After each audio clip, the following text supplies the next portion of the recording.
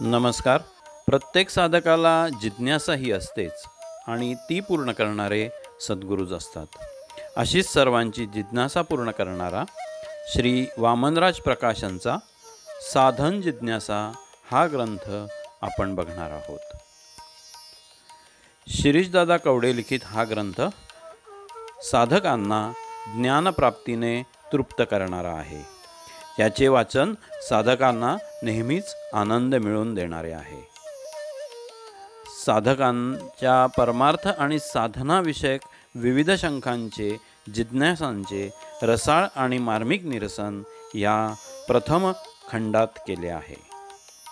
गेली 15 वर्षे हा ग्रंथ उपलब्ध नव्हता.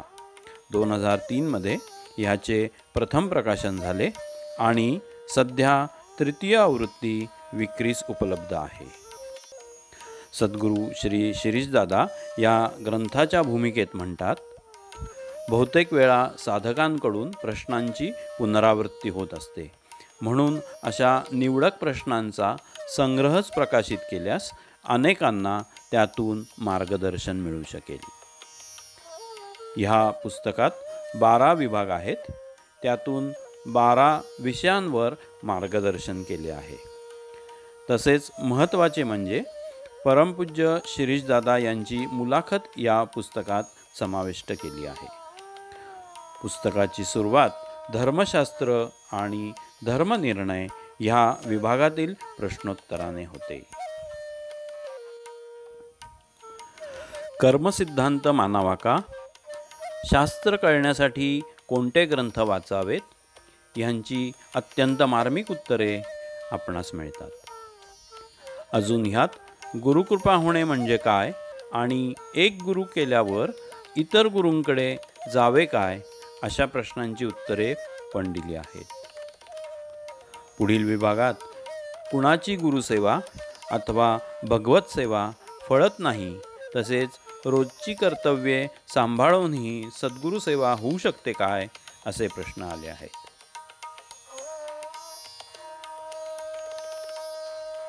साधकांनी सद्गुरूंजवळ काय मागावे ह्याचे उत्तर देताना परमपूज्य श्री शिरीषदादा सांगतात, केवळ त्यांची पारमार्थिक कृपा आणि आपली संशयरहित साधना व शरणागती मागावी.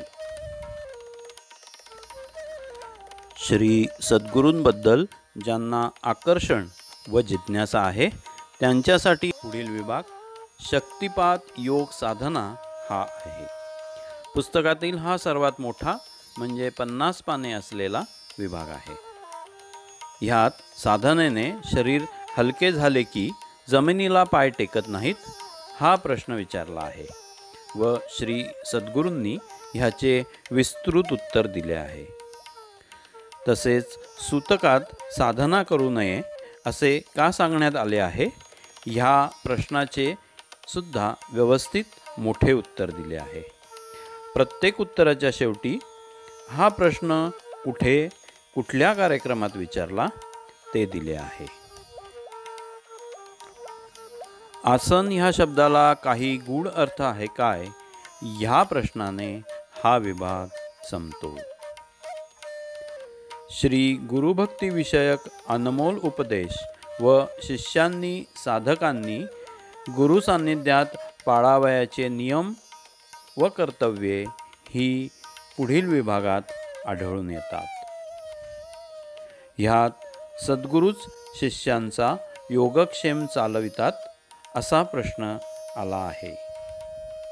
तसेच समर्थ शिष्य कल्याण यांचा आदर्श भक्तिभाव डोळ्यापुढे कसा ठेवावा, ह्यावर परमपूज्य श्री दादांनी दिलेले उत्तर महत्त्वाचे आहे. नंतर शेवटी साधकाने सद्गुरूंना प्रापंचिक अडचणी सांगाव्यात का आणि गुरुसेवकाने बाल होऊन राहावे ह्याचा अर्थ काय, असे महत्त्वाची प्रश्नोत्तरे आली आहेत. पुढे श्री ज्ञानदेवांचे वाङ्मय, संत साहित्य व संत चरित्र चर्चा असे विभाग आले आहेत. यातील सांगावे कवना ठाया जावे ह्या काव्यावरील प्रश्नाच्या उत्तराने साधकांच्या ज्ञानात नक्कीच भर पडते व काव्याचा उलगडा होतो. गूढ विद्येबद्दल प्रत्येकाला आकर्षण असते. त्याबद्दलच्या प्रश्नांची उत्तरे गूढ विद्या जिज्ञासा विभागात दिली आहेत. अमावास्येला काही विशिष्ट ठिकाणी जाऊ नये ह्या प्रश्नाचे उत्तर परमपूज्य सद्गुरू श्री दादांनी अतिशय माहितीपूर्ण व विस्तृत दिले आहे. ह्या विभागात शेवटी मृत्यूनंतर काय होते असा प्रश्न असून अजून 3-4 प्रश्न ह्या विषयावरील आहेत.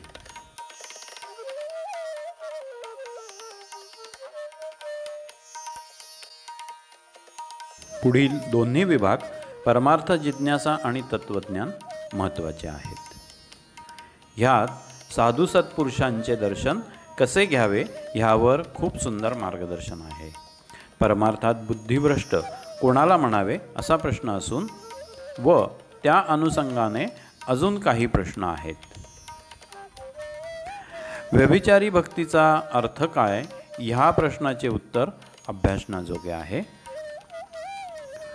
पुढे तत्वज्ञान विभागात प्रारब्ध म्हणजे काय असा प्रश्न आला आहे. प्रपंच म्हणजे संचित का ह्या प्रश्नाचे उत्तर गोष्टीरूप उदाहरणे देऊन दिले आहे.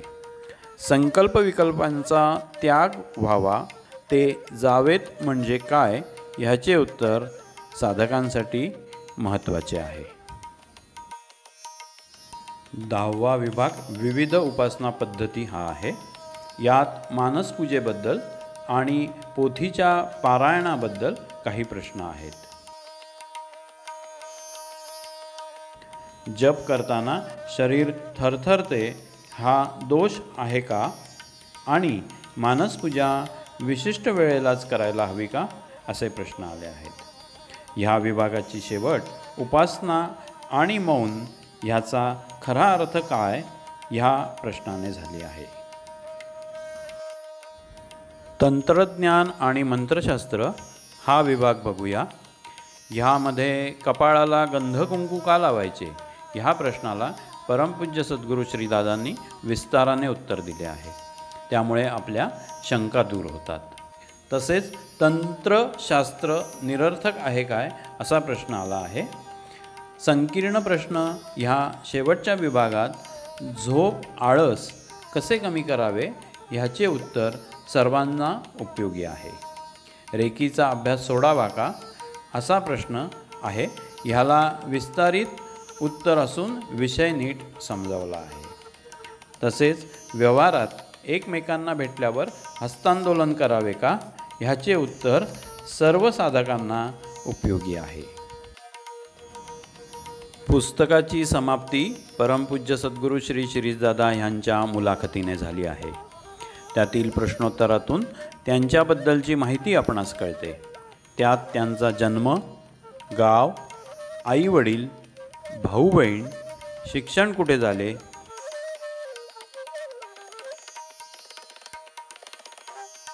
त्यांचे प्रथम प्रवचन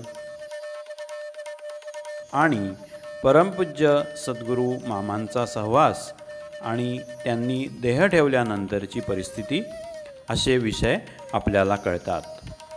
मुलाखतीचा परमोच्च बिंदू म्हणजे त्यांनी अमृताही नाममुद्रा कशी धारण केली हे सांगितले आहे. वरील पुस्तक हे खात्रीशीर मार्गदर्शन करणारे आहे. अभ्यासक, संशोधक, संत साहित्यिक, साधक आणि सामान्य वाचकांसाठीही तितकेच उपयुक्त ठरणारे आहे. हे पुस्तक आपल्या संग्रही नक्कीच असावे असे आहे. धन्यवाद.